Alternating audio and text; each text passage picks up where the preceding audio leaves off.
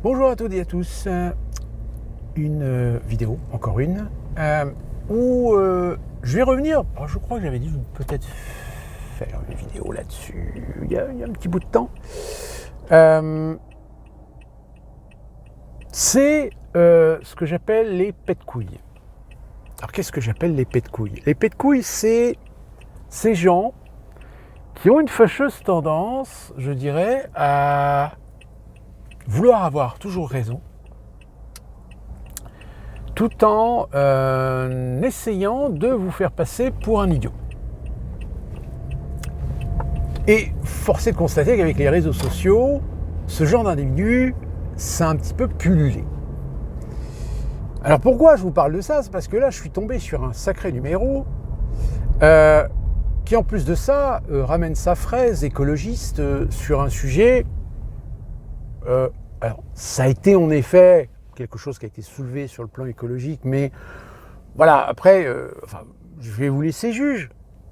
Il se trouve que dans ma ville natale, en 1964, ils ont créé ce qu'on appelle les 24 heures motonautiques de Rouen. C'est-à-dire que c'est comme les 24 heures du Mans, sauf que c'est des bateaux. C'est des petits bateaux, des bateaux avec des... alors je crois qu'il y a une ou deux catégories de puissance. Et ces bateaux, en fait, à Rouen, vous avez ce qu'on appelle l'île Lacroix, et les bateaux donc tournaient autour de l'île Lacroix pendant 24 heures. Alors évidemment, c'est une compétition d'endurance, qui plus est, avec le fait que faire une compétition sur la Seine, ça veut dire qu'à un moment donné, vous côtoyez aussi la circulation de la Seine. Et donc, en l'occurrence, vu que cette compétition a lieu sur la partie fluviale, donc c'est des péniches. Et pendant... alors, il y a déjà eu des incidents, je crois qu'il y a dans les années 80-90, je crois qu'il y a un pilote malheureusement qui est rentré dans une péniche qui est décédé. Sauf que jusqu'en 2005, je crois, 2004-2005,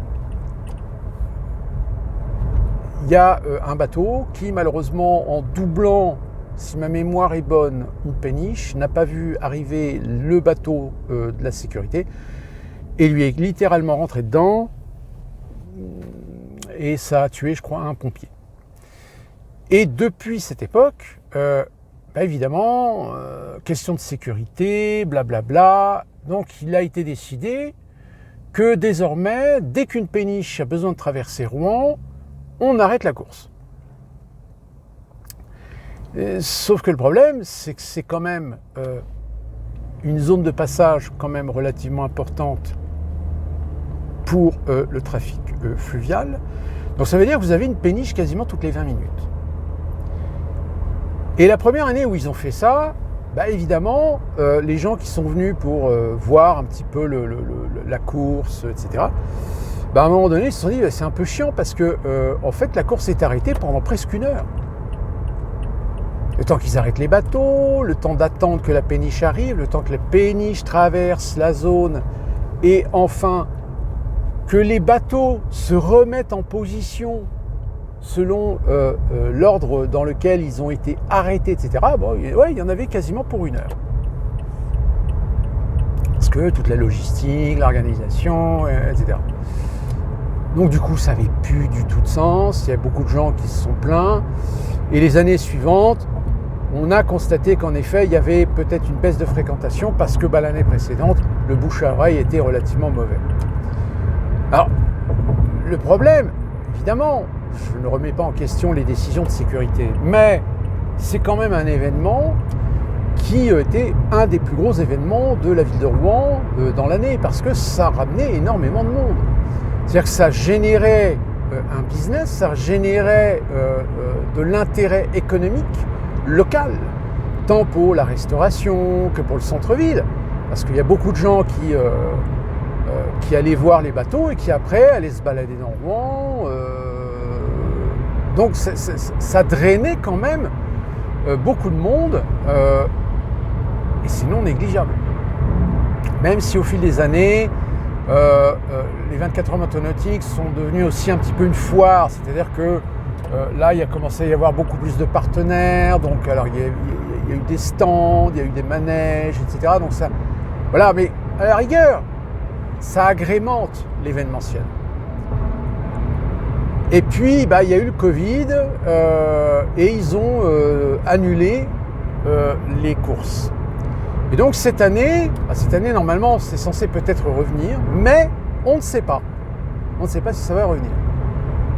On ne sait pas si ça va revenir. Pourquoi ? Parce que le maire de Rouen, qui est monsieur, je ne sais plus, machin, Rossignol, quelque chose comme ça, qui est de gauche, je crois, mais gauche plutôt tendance écologiste,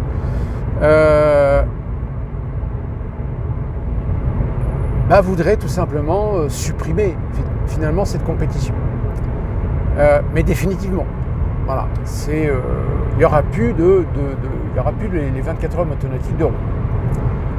Donc évidemment, tous les acteurs qui dépendaient économiquement de cet événement ne sont pas très contents. Mais en face, évidemment, quel était l'argument, un des arguments que l'on a entendu dans le conseil municipal, plus particulièrement de la part des gens d'Europe Écologie Les Verts, c'est oui, mais de toute façon, ça pollue. C'est pas bien. Ça émet trop de CO2. Ça utilise de l'énergie fossile. C'est pas écologique.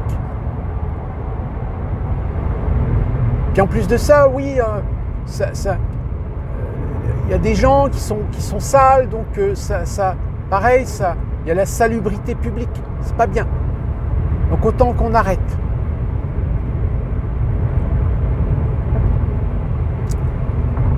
Et donc dans un groupe Facebook qui est Rouen autrefois, justement, il y a quelqu'un qui a publié l'article du Paris-Normandie sur le devenir des 24 heures motonautiques.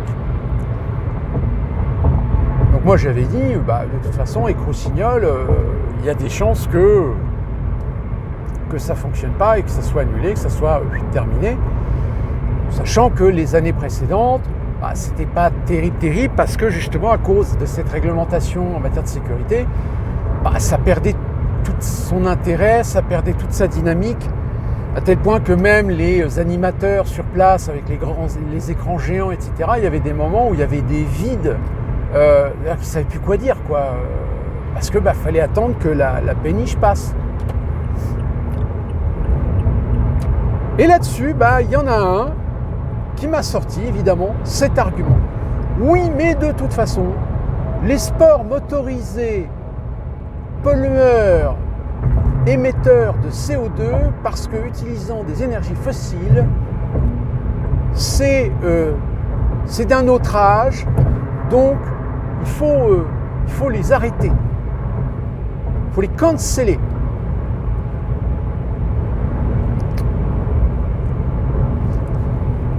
Alors je lui ai répondu, j'ai dit ok, si vous considérez que les 24 heures motonautiques c'est de la merde parce que ça utilise des énergies fossiles, que ça émet trop de CO2, etc. J'ai envie de dire arrêtez toutes les compétitions alors. Arrêtez les 24 heures du Mans. Arrêtez toutes les compétitions de moto. Arrêtez les manifestations qui ont lieu dans certaines ruralités avec les tracteurs pudding là. Ça aussi, ça crache plein de vapeur, pas de vapeur, mais de gaz d'échappement, etc. C'est très polluant. Tiens, puis j'étais même jusqu'à lui dire, tiens, vous savez, il y a quelques semaines, là, il y a le plus grand paquebot du monde qui a été lâché dans les mers, etc.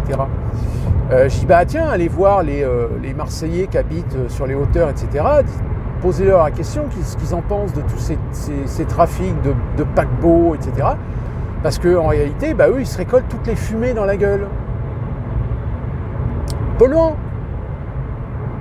Mais alors, la question, c'est vos amis écologistes qui vous ont lavé le cerveau, qu'est-ce qui branle ? Pourquoi les Europe Écologie Les Verts,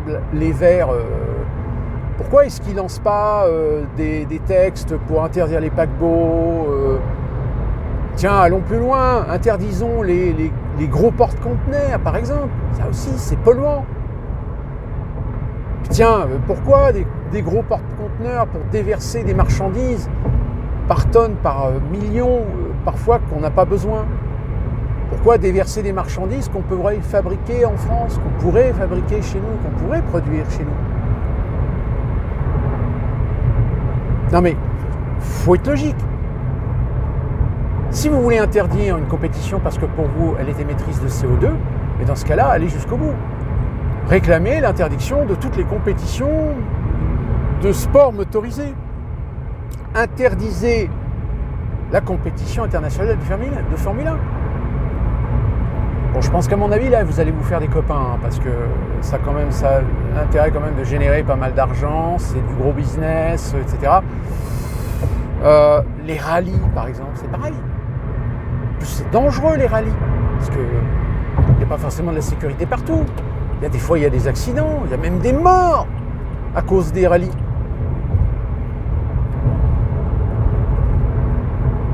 Il y a un moment donné où il faut un petit peu avoir les pieds sur terre. Le seul problème, c'est qu'évidemment, quand vous commencez à aller un petit peu ironiser, à faire mumuse un petit peu avec ces gens-là, là, ce monsieur, vous savez ce qu'il m'a répondu? Il m'a répondu, oui, c'est normal quand on est un troll russe. Hein? Oui, de toute façon, vous refusez la science, mais c'est normal quand on est un propagandiste pro-Poutine. Hein? Mais t'as pété les plombs.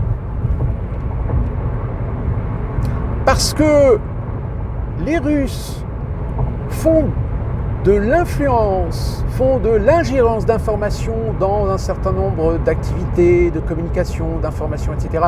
Mais j'ai envie de dire, comme tout le monde, comme les Américains, comme les Chinois, comme les Français, les Britanniques, les Israéliens, tout le monde le fait.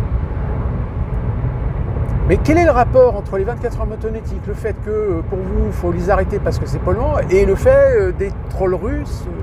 Donc c'est les trolls russes qui, en fait, vous contredisent dans votre envie de voir supprimer une compétition motonautique sportive.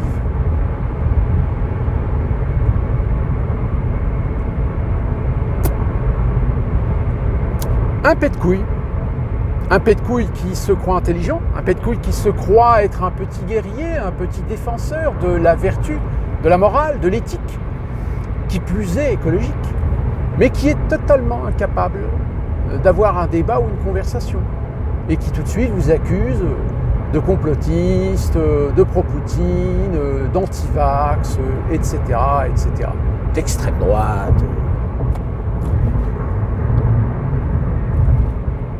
Et des connards et connasses, dans ce genre-là, il y en a un sacré paquet. Et surtout quand on aborde évidemment le sujet de l'écologie. C'est tellement aujourd'hui une guerre que même des organismes voudraient poser des bases de certaines lois, de certaines règles qui interdiraient, je dis bien interdiraient sur Internet, tous les réseaux sociaux de laisser proliférer des idées qui vont à l'encontre de l'ordre établi scientifiquement sur le réchauffement climatique.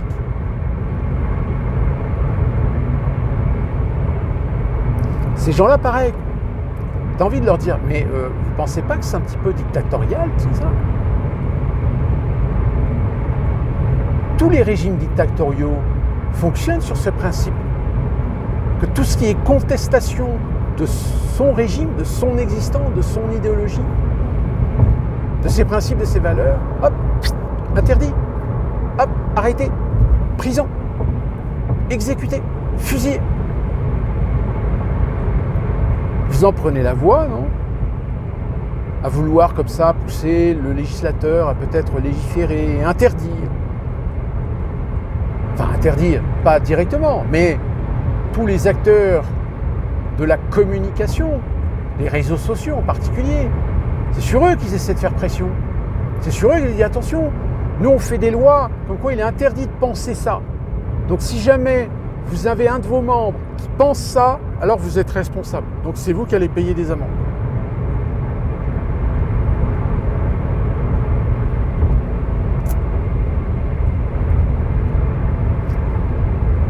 J'ai envie de dire, quand des gens en arrivent à ce point, c'est que déjà, ça veut dire qu'ils sont dans l'échec, finalement.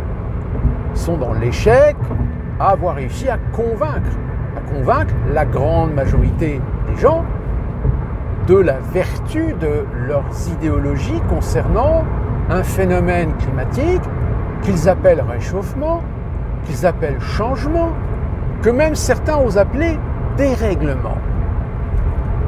Ah, parce que le climat a été réglé. Il est réglé, c'est-à-dire que c'est quoi le climat réglé? C'est-à-dire 24 degrés l'été et 10 degrés l'hiver. Si jamais ça va en trop ou trop bas, hop, ça y est, dérèglement. Ah, et pour tirer des moyennes, je vous... bien du courage. Hein. Parce que ça, c'est pareil. Pour justifier le réchauffement climatique, on se base sur quoi? Sur des moyennes. D'une moyenne générale. Sauf que le problème, c'est que les données scientifiques, allez, on peut remonter jusqu'au milieu du 19e, mais avant, on peut que spéculer sur des écrits, on peut spéculer sur des sciences primitives, balbutiantes, pour essayer d'établir des phénomènes et faire des... corroborer, essayer d'entrecroiser des informations pour dire, bah oui, voilà, au XIIIe siècle, en 1225, la Grande-Bretagne a été soumise à un hiver précoce et rigoureux. Ah, mais il y avait déjà du réchauffement climatique à l'époque? Non, parce que, ok, j'entends bien, l'ère industrielle a en effet eu des conséquences sur l'activité climatique, enfin, polluant, on va dire. La pollution humaine, d'une manière générale, elle n'est pas à ignorer. La pollution environnementale n'est pas à négliger. Mais là encore, j'ai envie de dire, les gros pollueurs, est-ce que c'est eux sur qui on tape les doigts? Non. Avec eux, on cherche des compromis, on cherche des consensus. Parce que vous comprenez, ce sont des grosses entités économiques qui brassent énormément d'argent, qui parfois sont indispensables, un grand nombre de branches économiques à l'échelle internationale, tant dans le domaine de la finance qu'en découlent des secteurs d'activité, que si on tape sur les doigts des gros pollueurs, eh bien ce seront des 100 000, 200 000, 300 000 employés à travers le monde qui seront licenciés. Oui, non, mais voilà, je veux dire, il y a un effet domino sur certaines choses. Que ça, les écologistes de salon ont fâcheuse tendance à oublier ou à ignorer volontairement, parce que forcément, ça ne collerait plus avec leurs idéologies. Alors, qui plus est, lorsque vous êtes confronté à des casse-couilles sur des réseaux sociaux, alors là, c'est encore pire, parce que eux, ils n'ont même pas calculé ça. Ils n'arrivent même pas à calculer ça, de toute façon. Et qu'en règle générale, même s'ils veulent lancer du débat et que dans le débat, vous commencez à les coincer dans le coin pour dire que finalement, tes idées, on ne dit pas que c'est con, on ne dit pas que c'est idiot. On dit simplement c'est que dans l'état de la situation internationale, tant sur le plan économique, financier, géopolitique, c'est pas possible. Alors ce sera possible peut-être localement, mais en accédant à l'idée d'une soumission totale à un ensemble de peuples, à vos idées. Schwabs, vous ne posséderez plus rien et vous serez heureux. Bah, vous ne posséderez plus de voiture, comme ça vous polluerez moins. Vous ne posséderez plus de maison, parce que comme ça, vous polluerez moins. Bah oui, parce que si vous avez une maison, forcément, si vous êtes propriétaire de votre maison, forcément, vous jouissez de votre maison. Et donc, vous consommez dans votre maison. Alors que si une maison, si on vous interdit, ou si on fait en sorte de vous ranger dans une caste où vous n'avez pas accès à la propriété immobilière, eh bien, vous serez soumis à une location. Et dans cette location, on vous dira, alors, interdiction de faire des feux de cheminée, par exemple. Ah bah oui, un feu de cheminée, ça pollue. Ça émet du carbone. Ah oui, mais la maison, il y a une cheminée. Ah mais parce que la maison était construite à l'époque où les gens étaient des irresponsables.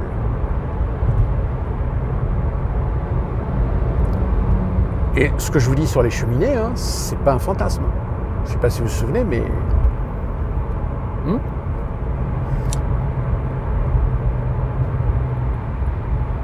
Mais moi, ce qui m'amuse, mais vraiment, ce qui m'amuse, c'est quand je vois en France les fragiles du haut qui défendent l'écologie rubis sur l'ongle.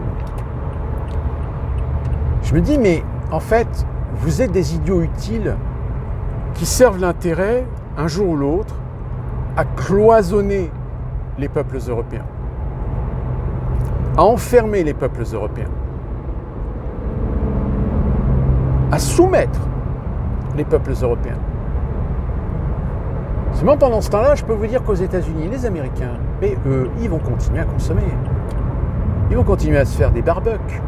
Ils vont continuer à consommer de la viande. Ils vont continuer à acheter des voitures à moteur explosion. Ils vont continuer à faire du NASCAR, à faire du football américain. Parce que le football américain, c'est pareil. Il y a beaucoup d'Américains qui vont vers le stade. Donc évidemment, il y a un accroissement de circulation le week-end pour aller vers le stade. Et qui dit événement, qui dit bouffe. Donc là, alors les food trucks. Oh, mon Dieu, les food trucks. Oh, qu'est-ce qu'ils peuvent émettre comme CO2, les food trucks. Mon Dieu, c'est ignoble, c'est horrible. Mais alors je dis pas qu'aux États-Unis ils font pas attention. Oui, bon, ils essaient quand même de faire attention. Ils essaient quand même d'éduquer un petit peu les Américains au tri sélectif. Parfois de façon en attaquant le porte-monnaie, comme en Californie par exemple. Hein, si vous ne faites pas attention, je ne sais pas si allez sur Google Street et vous allez voir devant les maisons, vous avez des fois 4-5 poubelles de couleurs différentes. Vous avez une poubelle pour les cartons, une poubelle pour tout ce qui est organique, une poubelle pour les verres, une poubelle pour les plastiques. Alors attention, poubelle pour les bouteilles en plastique, sans bouchon. Les bouchons, il faut les mettre à part. Et si jamais vous faites choper d'avoir mis un déchet pas dans la bonne boîte, c'est entre 250 et 500 € d'amende. Ah, ça dissuade de faire attention. Mais voilà, on dit la Californie. La Californie est un exemple d'effort écologique et éco-responsable. Ben oui, c'est un effort parce qu'ils ont mis une législation punitive. Ils n'ont pas éduqué les gens, ils ont juste dit aux gens, bon, maintenant vous allez faire attention, vous allez faire du tri sélectif, puis si jamais vous les connaissez, vous faites n'importe quoi, paf, on vous tombe dessus, une amende.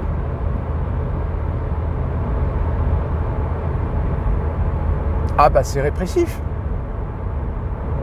C'est un système répressif. C'est pas de l'éco-responsabilité, c'est un système éco-répressif. C'est pour ça que la Californie est toujours pris en exemple. Parce que, bah oui, ils ont des infrastructures qui sont très bien développées dans l'État, mais au final, c'est en réalité parce qu'il y a une répression qui est accompagnée. Mais de toute façon, ils y viendront peut-être certainement aussi en France. Hein. Là, j'ai vu par exemple à Paris, la question essentielle, est-ce que les SUV sont vraiment nécessaires dans Paris? Ouais, mais je dirais, la question n'est pas con. Parce que c'est quoi l'intérêt d'un SUV dans Paris? Alors certains vous diront, oui, mais parce que c'est un véhicule un peu plus large, surtout si on a une famille nombreuse. Si on a 3 enfants ou 4 enfants, le SUV est quand même plus grand qu'une citadine. Il y aura toujours des bonnes raisons. Mais là où par contre, en effet, là il faut se poser la question. Parce que j'ai vu qu'apparemment à Paris, il y en a qui achètent maintenant des 4x4 Ford. Des gros 4x4 comme on a ici aux États-Unis. Mais c'est quoi l'intérêt? plus de ça, ils doivent bien se faire chier pour passer dans certaines rues. Mais alors, dans ce cas-là, la question, c'est à qui profite le crime? À qui profite le crime? C'est tout simplement aux sociétés qui ont réussi à faire flancher les autorités françaises pour permettre la commercialisation de véhicules qui jusqu'à présent on ne les commercialisait pas parce qu'ils n'étaient pas aux normes. Mais bon, apparemment c'est un sacré bordel parce que si vous achetez un 4x4 par exemple en France, un Ford par exemple, le problème c'est que les motorisations, c'est pas les mêmes qu'aux États-Unis. Parce que ça, c'est arrivé. Il y en a, ils ont acheté des gros 4x4 pour faire de la van life, etc. Ils sont venus aux États-Unis. Puis aux États-Unis, quand ils sont tombés en panne, les garagistes, ils ont dit bah ouais, mais nous, on peut rien faire parce que votre 4x4 là, c'est un 4x4 européen, pas américain. Nous, on n'a pas les pièces. Il faut qu'on les commande. Donc là, vous êtes coincé au moins pour une semaine minimum. Ah bon? Bah ouais. C'est con. Donc les casse-couilles, il y en aura de plus en plus parce qu'évidemment, on est aujourd'hui dans une année charnière où les idéologies doivent absolument être protégées. Que ce soit pour l'écologie, que ce soit pour l'Ukraine, que ce soit pour... Oui, je fais attention parce que si vous dites... Vous risquez peut-être de tomber sous le coup d'un algorithme qui va vérifier votre vidéo parce que vous parlez de... Ah bah oui, c'est interdit. Vous n'avez pas le droit. On a même Biden qui est allé voir Netanyahou, qui lui dit oui, les États-Unis ne soutiendront pas la durabilité de la guerre de Gaza, mais nous soutenons inconditionnellement notre allié Israël. En gros, je dis que je ne suis pas d'accord avec la guerre pour essayer de récupérer l'électorat qui est en train de s'éloigner parce que ce sont des pro-palestiniens, c'est des gens qui exigent le cessez-le-feu, etc. Comme quoi, ça prouve qu'il est vraiment dans la merde, le petit Biden. Et je vais terminer par cette info. Alors c'était déjà une idée qui survolait, mais là Macron apparemment veut relancer l'idée. Vous savez qu'ils veulent essayer de construire une armée européenne. Eh bien Macron proposerait potentiellement de mettre à disposition dans un pot commun la dissuasion nucléaire française. Votre souveraineté de défense nationale. Le mec, il veut donner ça à l'Europe. Puis alors, évidemment, sans référendum, c'est-à-dire qu'on ne vous demande pas votre avis. Je suis le président, je suis very prout-prout, donc je fais ce que je veux.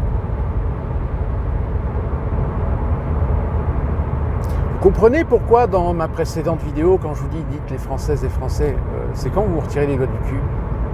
Parce que là, franchement, je veux dire, là, avec les agriculteurs, vous avez l'exemple d'organismes, comme on vous disait depuis des années, même moi, je disais, de par mon expérience personnelle, même les syndicats, que ce soit CGT, CFDC, CFTC, etc., c'est des syndicats qui sont en collusion avec le système. C'est des syndicats qui servent de soupape de sécurité. Que quand il y a un mécontentement dans un corps de métier, ils font des manifs, ils font des contestations, etc., mais au final, au bout d'un moment, ils essaient essayer de tuer le mouvement dans la durée. Parce que dans la durée, évidemment, les gens, ils ont besoin de travailler, ils ont besoin de gagner de l'argent, parce qu'ils ont des factures, ils ont des dettes, etc. Donc là, ils ont fait exactement la même chose là avec la FNSEA. C'est-à-dire que la FNSEA, ouais, Attal, il a dit ça, ok, tout le monde rentre chez soi. Allez, les jeunes agriculteurs, la coopération des jeunes agriculteurs. Ouais, nous on est d'accord, machin aussi avec la FNSEA, donc soulevons les blocages et tout le monde rentre chez soi. Ouais, mais elles sont où les garanties Non, mais faites-nous confiance. Non, justement, on ne vous fait pas confiance. Vous vous souvenez quand les Gilets jaunes ont né en 17 novembre 2018, 2017, je ne sais plus, que quand le mouvement a commencé à faire un petit peu boule de neige, qui sont ceux qui ont commencé à vouloir remuer la queue? C'est les syndicats. C'est la CGT, FO, CFTC, CFDC. Ils ont voulu entrer dans le mouvement pour essayer de noyauter le mouvement. Sauf qu'ils se sont fait jeter. Et c'est là que ça a posé problème. Parce que tout d'un coup, il n'y avait personne. Il n'y avait pas d'organisme, il n'y avait pas de mouvement, il n'y avait pas de syndicat pour essayer de noyauter le système et puis à terme commencer à foutre le bordel et puis tuer le poulet dans l'œuf finalement.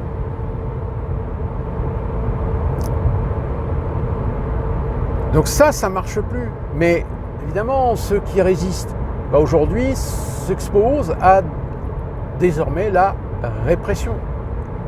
Cette même répression que Darmanin et Attal avaient promis qu'ils ne feraient pas tant que la FNSEA et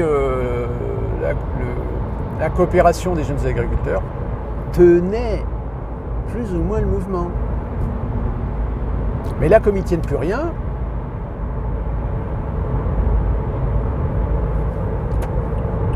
et attendez-vous que ça empire. Parce que c'est pareil, pour terminer, le RSA, vous savez, le RSA l'année prochaine, le 1er janvier 2025, le RSA, pour bénéficier du RSA, il faudra que vous travailliez 15 heures par semaine. Alors, je pense que les conditions sont un petit peu particulières parce que tout le monde ne pourra pas faire travailler des gens au RSA n'importe comment, n'importe où, etc. Parce que sinon, vous imaginez bien le nombre d'entreprises qui vont se frotter les mains en se disant « Ouais, chouette, allez, on va virer les 30 heures ou les 35 heures, on va les remplacer par 15 heures, c'est l'État qui paye, tout bénef. » Non, ce sont des collectivités locales. C'est un peu comme des TIG, si vous voulez, c'est des travaux d'intérêt général. Ce sera des heures qui seront données à la collectivité et pas aux entreprises privées. Mais, comme je vous dis, je ne me suis pas penché sur la question, donc je ne sais pas. Peut-être, si ça se trouve, que les entreprises vont pouvoir passer des accords, des sortes d'accords de branche ou je ne sais plus comment on appelle ça, avec des organismes officiels pour pouvoir avoir le bénéfice de proposer des heures qui pourront éventuellement être utilisées par des personnes bénéficiaires du RSA. Mais enfin bon, voilà, techniquement, je ne me suis pas penché sur la question. Mais en revanche, et c'est là que je voudrais que vous méditiez sur la question parce que c'est un sujet dont j'ai déjà parlé dans des précédentes vidéos. Le RSA, c'est une aide sociale pour des personnes en difficulté, mais désormais, ça ne sera plus de l'argent gratuit, il faudra donner 15 heures. 15 heures de sa vie en échange. Ce sera la condition en échange. Donc c'est une condition. Dites-moi, le revenu universel, Klaus Schwab, encore lui, vous ne posséderez plus rien et vous serez heureux. Le revenu universel, c'est un revenu permanent qui pourrait éventuellement être offert à des gens dont finalement on ne sait pas trop quoi faire dans la société parce que c'est pas des gens soit qualifiés ou qui n'ont pas appris de métier ou qui sont des traînes savates ou qui avaient une activité professionnelle mais la dématérialisation, l'automatisation, la robotisation ont fait que leurs métiers ont disparu. Ce que Laurent Alexandre appelle les inutiles. Ces gens, justement, comme je vous l'ai dit, on ne sait pas trop ce qu'on va pouvoir faire parce que ils ne peuvent pas trouver de boulot puisqu'ils n'ont pas de qualification ou ils n'ont pas de spécificité. Enfin, c'est le bordel. Ces gens-là, ils pourront avoir le bénéfice d'un revenu universel. Mais le revenu universel, il ne sera pas gratuit. Il sera soumis à conditions. Le RSA vient d'être tout simplement transformé en laboratoire dans l'optique, un jour, de la mise en place d'un revenu universel. avec certaines conditions, certains aspects techniques, etc. Donc vous voyez, on y vient. Mais on reparlera de tout ça. Et d'ici là qu'on se retrouve pour une prochaine vidéo, portez-vous bien et soyez prudents et attentifs.